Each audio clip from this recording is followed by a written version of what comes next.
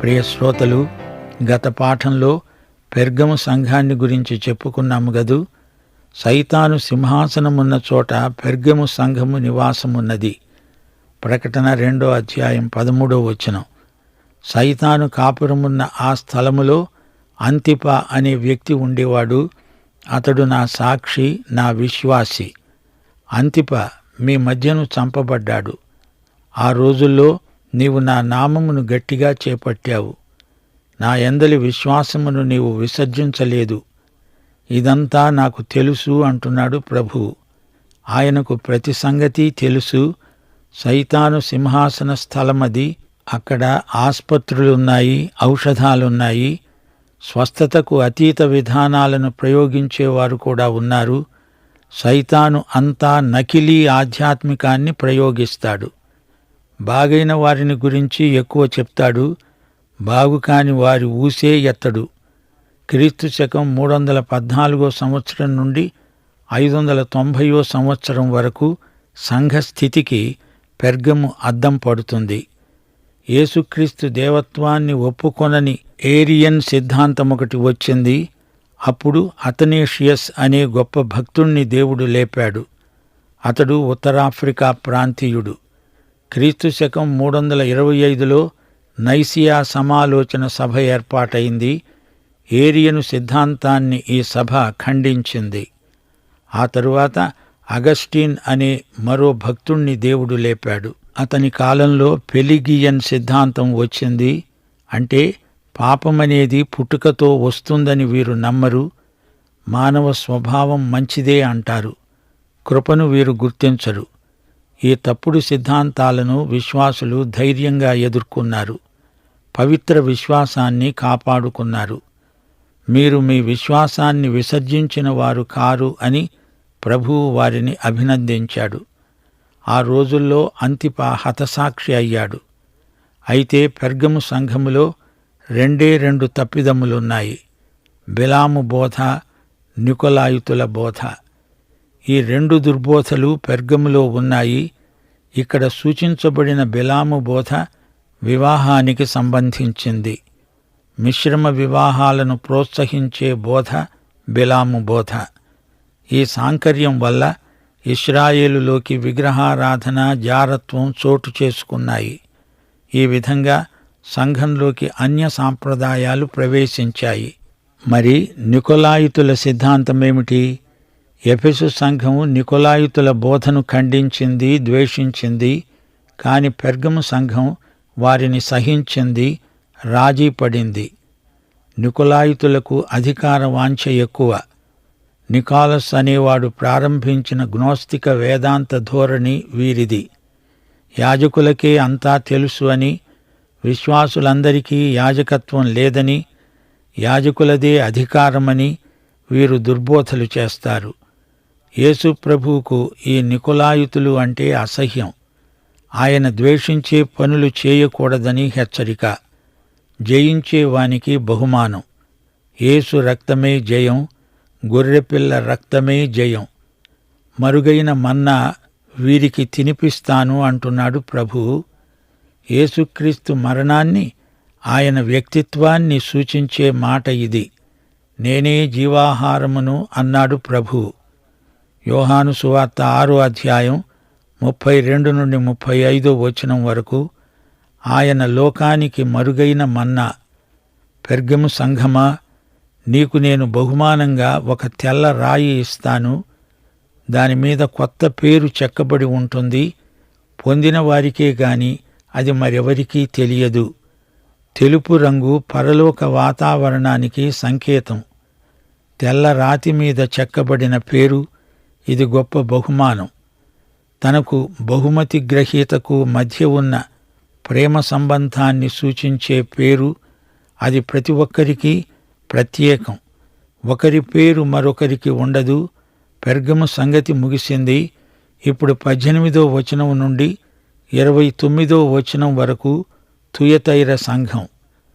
తుయతైరలో ఉన్న సంఘపు దూతకు ఈలాగు రాయి: అగ్నిజ్వాలల వంటి కన్నులు, అపరంజిని పోలిన పాదములు గల దేవుని కుమారుడు చెప్పే సంగతులేవనగా, నీ క్రియలను, నీ ప్రేమను, నీ విశ్వాసమును, నీ పరిచర్యను, నీ సహనమును నేనెరుగుదును.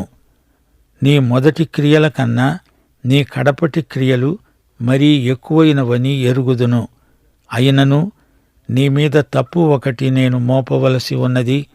ఏమనగా, తాను ప్రవక్త్రిని అని చెప్పుకుంటున్న యెజెబెలు అనే స్త్రీని నీవు ఉండనిస్తున్నావు. జారత్వము చేయడానికి, విగ్రహాలకు బలి ఇచ్చిన వాటిని తినడానికి అది నా దాసులకు బోధిస్తూ వారిని మోసపరుస్తున్నది. మారుమనస్సు పొందడానికి నేను దానికి సమయమిచ్చాను గాని అది తన జారత్వము విడిచిపెట్టి మారుమనస్సు పొందనొల్లదు. ఇదిగో, నేను దానిని మంచము పట్టించి దానితో కూడా వ్యభిచరించేవారు దాని క్రియల విషయమై మారుమనస్సు పొందితేనే గాని వారిని బహుశ్రమల పాలు చేస్తాను. దాని పిల్లలను నిశ్చయముగా చంపుతాను. అందువలన అంతరింద్రియములను హృదయములను పరీక్షించేవాడను నేనే అని సంఘములన్నీ తెలుసుకుంటాయి. మరియు మీలో ప్రతివానికి వాని క్రియల చొప్పున ప్రతిఫలమిస్తాను. అయితే తుయతైరలో కడమవారైన మీలో అనగా ఈ బోధను అంగీకరించక సైతాను యొక్క గూఢమైన సంగతులను ఎరుగమని చెప్పుకునే వారందరితో నేను చెప్పునదేమనగా, మీ పైన ఏ భారము పెట్టను. నేను వచ్చే వరకు మీకు కలిగి ఉన్న దానిని గట్టిగా పట్టుకొనండి. నేను నా తండ్రి వలన అధికారము పొందినట్లు జయిస్తూ అంతము వరకు నా క్రియలు జాగ్రత్తగా చేసేవానికి జనుల మీద అధికారమిస్తాను.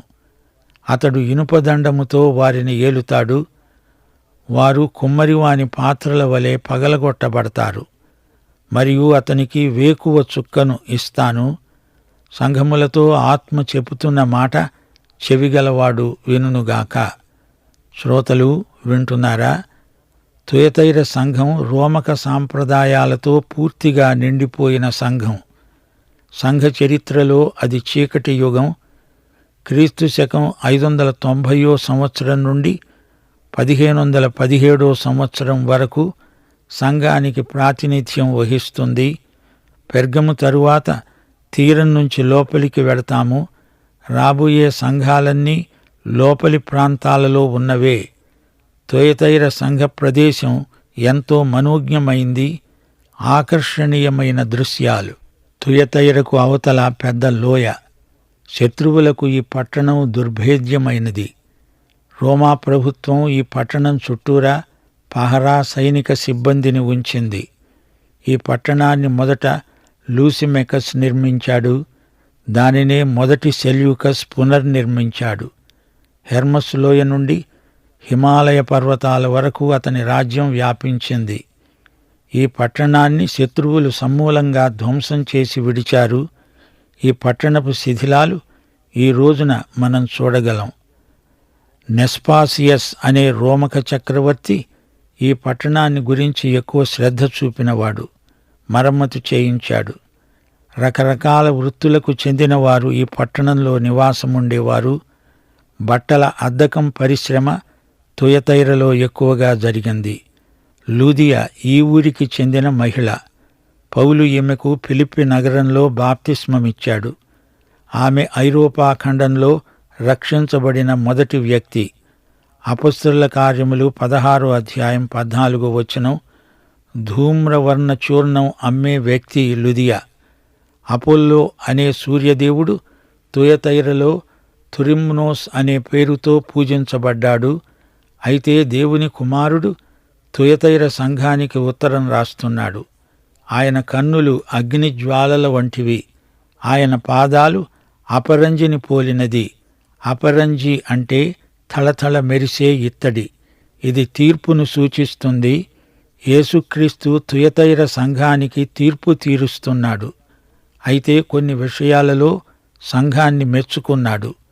కొందరు వారిలో ప్రభువును ప్రేమించిన వారు సత్కార్యాలు చేశారు. విశ్వాసులు సత్క్రియలు చేస్తే ప్రభువు మెచ్చుకుంటాడు. యాకోబు పత్రిక 2వ అధ్యాయం 18వ వచనం. ఒకడంటాడు, నీకు విశ్వాసమున్నది, నాకు క్రియలున్నవి. క్రియలు లేకుండా నీ విశ్వాసాన్ని నాకు కనపరుచు. నేను నా క్రియల చేత నా విశ్వాసమును నీకు కనపరుస్తాను అంటాడు. 6 అంశాలలో ప్రభువు తుయతైర సంఘాన్ని మెచ్చుకున్నాడు. 1. నీ క్రియలను నేనెరుగుదును. విశ్వాసులు తమ సత్క్రియల చేత తమ సిద్ధాంతాన్ని అలంకరించుకుంటారు. 2. నీ ప్రేమను నేనెరుగుదును. మతాచారాలలో తలమునకలవుతున్న ఈ సంఘంలో ప్రేమ ఉంది. అప్పుడు గొప్ప గొప్ప భక్తులను సంఘం కన్నది.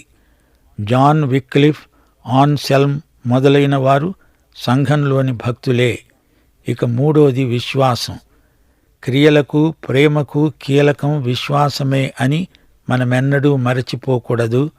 4. పరిచర్య, సేవ. 5. సహనం. ఇది కూడా తుయతైర సంఘంలో ఉంది. అది ప్రభువుకు తెలుసు. ఇక 6. నీ మొదటి క్రియల కన్నా కడపటి క్రియలు ఎక్కువ. రాను రాను సత్క్రియలు ఎక్కువ అయ్యాయే కాని అవి ఏమాత్రమూ తరగవు. ఈ 6 సద్గుణాలను వారిలో పండించినవాడు పరిశుద్ధాత్మ. ప్రియ సంఘమా, ఇన్ని ఉన్నా నీలో తప్పిదం ఒకటి ఉంది. నేను నీ మీద నేరారోపణ చేయవలసి వచ్చింది. నీవు యెజెబెలు అనే స్త్రీని ఉండనిస్తున్నావు. తాను ప్రవక్త్రిని అని ఆమె చెప్పుకుంటున్నది. నా సేవకులను వ్యభిచారానికి, జారత్వానికి మరులు గొలుపుతున్నది. విగ్రహ నైవేద్యాలను వారి చేత తినిపిస్తున్నది. ఇశ్రాయేలు రాజ్యములోనికి విగ్రహారాధనను దిగుమతి చేసింది యెజెబెలు. అహాబు భార్యలాంటి మరో స్త్రీ, మరో యెజెబెలు వీరి పాలిట దాపురించింది. ఆ యెజెబెలుకు సాటి ఈ యెజెబెలు. సంఘ చరిత్రలో అది తుయతైర యుగం, చీకటి కాలం. వారి క్రియలలోకి, ఆరాధనలోకి విగ్రహ పూజా విధానాలు ప్రవేశించాయి. హిల్డీ బ్రాండ్ అనే గ్రెగరీ మతాధికారి, అతడి కాలంలో విగ్రహారాధన ఆరంభమైంది. క్రీస్తునందుండవలసిన ప్రేమ క్షీణించింది. ఆధ్యాత్మిక విలువలు పోయి వ్యక్తి పూజకు చోటు దొరికింది. అలనాటి యెజెబెలు నాబోతును అన్యాయంగా చంపించింది. లుదియ ఎంత మంచి మహిళో, ఈ యెజెబెలు అంత చెడ్డ స్త్రీ. ఇద్దరూ తుయతైర సంఘానికి చెందినవారే. ఈమె నిజస్వరూపం ప్రకటన గ్రంథం 17వ అధ్యాయంలో చూడబోతున్నాము. భ్రష్ట సంఘానికి ప్రతీక యెజెబెలు. ఈమెకు ఎంత తరుణమిచ్చినా ఈమె తన జారత్వమును విడువదు, మారు మనస్సు పొందదు. ఆమెలో మార్పు రాదు.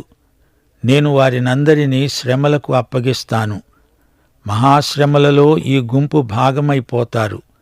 అది, దానితో సంహరించిన వారందరూ శ్రమల పాలవుతారు. దాని పిల్లలు చస్తారు. యెజెబెలు విధానంలో పెరిగిన పిల్లలు హతమైపోతారు. వారికి రెండో మరణం తప్పదు. సంఘములన్నీ ఈ సంగతి తెలుసుకోవాలి. సంఘములన్నీ అంటే అన్ని యుగాలలోని సంఘములు అని మనము గ్రహించాలి. అంతరింద్రియములను, హృదయమును పరిశోధించే దేవుడను నేనే. మీ తలంపులకు, ఆలోచనలకు నేనే తీర్పరిని అంటున్నాడు ప్రభువు. మీ అంతర్గతమంతా ఆయనకు బహిర్గతమే. అయితే ఈ తుయతైర సంఘములో కొందరున్నారు. వారు యెజెబెలు బోధను అంగీకరించరు. సైతాను యొక్క గూఢమైన సంగతులు వారెరుగరు. ప్రభు అంటున్నాడు, మీపైన నేను ఏ భారము పెట్టను. ప్రియ శ్రోతలు, వింటున్నారా? తుయతైర సంఘం అట్టే కాలం నిలిచి ఉండలేదు. శత్రువుల చేతిలో అది ధ్వంసమైపోయింది. సైతాను గూఢమైన సంగతులు అంటే అదొక గుంపు. వారు సర్పరాజును పూజిస్తారు. వారికి ఒఫీయులు అని పేరు. అదొక గ్నోస్తిక శాఖ. ప్రభు అంటున్నాడు, మీకు కలిగి ఉన్న దానిని గట్టిగా పట్టుకోండి. నేను వచ్చి నిన్ను తీసుకువెడతాను. అంతము వరకు నమ్మకంగా ఉండు. అంతము వరకు నా క్రియలు జాగ్రత్తగా చేస్తూ ఉండు. సైతాను క్రియల జోలికి పోవద్దు. దేవుని క్రియలు పరిశుద్ధాత్మ శక్తితో మాత్రమే చేయగలం. జనులపై నీకు అధికారమిస్తాను అంటున్నాడు ప్రభువు. 1 కొరింథీ 6వ అధ్యాయం 2వ వచనంలో పౌలు ఇదే మాట అంటున్నాడు. పరిశుద్ధులు లోకమునకు తీర్పు తీరుస్తారని మీరెరుగరా? విశ్వాసులు 1000 ఏండ్ల పాలనలో ప్రభువుతో కూడా ఏలుతారు. వ్యతిరేకించే వారి బ్రతుకులు కుండలు బద్దలైనట్లే అయిపోతాయి. ఆయన ఇనుప దండముతో పరిపాలిస్తాడు. కీర్తనలు 2:9. ఇనుప దండముతో నీవు వారిని నలగగొడతావు. కుండను పగలగొట్టినట్లు వారిని ముక్కచెక్కలుగా పగలగొడతావు. ఇది 1000 ఏండ్ల పరిపాలనను గూర్చిన ప్రవచనం. 28 అతనికి వేకువ చుక్కనిస్తాను. ప్రకటన గ్రంథం 22:16 నేను ప్రకాశమానమైన వేకువ చుక్కను అంటున్నాడు ప్రభువు. ప్రభువు వస్తాడు. ఆయన సంఘం ఎత్తబడుతుంది. ఇది సంఘము యొక్క శుభప్రద నిరీక్షణ. తీతుపత్రిక 2:13 ఏమంటోంది? మహాదేవుడు మన రక్షకుడు అయిన యేసుక్రీస్తు మహిమ యొక్క ప్రత్యక్షత కొరకు ఎదురుచూస్తూ ఈ లోకములో స్వస్థబుద్ధితో, నీతితో, భక్తితో బ్రతుకుతూ ఉండాలని మనకు దేవుని కృప బోధిస్తున్నది. చెవిగలవాడు ఆత్మ సంఘములతో చెబుతున్నది వింటాడు. దేవుని పిల్లలు వింటారు, యెజెబెలు పిల్లలు వినరు. శ్రోతలు విన్నారా? పెర్గము సంఘం బిలాము బోధను సహించి రాజీ పడ్డారు. తుయతైర సంఘం యెజెబెలు విధానాలతో రాజీ పడింది. రాజీ మనస్తత్వం ప్రభు యొక్క తీర్పునకు గురికాక తప్పదు. విగ్రహారాధనతో, అవినీతితో రాజీ పడితే ప్రభువు సహించలేడు. తుయతైర సంఘాన్ని ప్రభువు హెచ్చరిస్తూ అన్నాడు, నేను త్వరలో వస్తాను. నీకున్నదేదో ఆ మంచితనాన్ని పోగొట్టుకోవద్దు. అంతము వరకు నేను నీకు అప్పగించిన నా క్రియలు నీవు చెయ్యాలి. జనులపై నీకు అధికారమిస్తాను. స్త్రీలలో యెజెబెలు లాంటి వారిని అంగీకరించవద్దు. లుదియ లాంటి వారిని సేవకు అంగీకరించు అంటూ ప్రభువు తుయతైర సంఘాన్ని ధైర్యపరుస్తూ సైతాను గూఢమైన సంగతుల జోలికి పోవద్దు అని కూడా హితవు చెప్పాడు. జయించే వారిదే అధికారం. ప్రియ శ్రోతలు వింటున్నారా? యేసు ప్రభు ఈ లోకంలో విశ్వాసాన్ని గురించి మాట్లాడాడు. పరలోకంలో విశ్వాసం అనే మాటకు బదులు విజయం అంటున్నాడు. 1 యోహాను 5:4 లోకమును జయించే విజయం మన విశ్వాసమే. విశ్వాసమంటే విజయమే అంటున్నాడు దేవుడు. హృదయమును అంతరింద్రియములను పరీక్షించే దేవుడు ప్రతివానికి వాని క్రియల చొప్పున ప్రతిఫలమిస్తాడు. యెజెబెలు బోధను వినవద్దు. వేకువ చుక్కను చూడండి. అది ప్రభువు సంఘాన్ని తీసుకుపోయే సూచన. ఆ తరువాత నీతి సూర్యోదయం. అది ప్రభువు వచ్చి రాజ్యం స్థాపించే సమయం. పాఠం ఇంతటితో సమాప్తం. ప్రభు అయిన యేసుక్రీస్తు వారి కృప, తండ్రి అయిన దేవుని ప్రేమ, పరిశుద్ధాత్మ యొక్క అన్యోన్య సహవాసము మనకు నిత్యత్వము పర్యంతము తోడై ఉండునుగాక. ఆమేన్.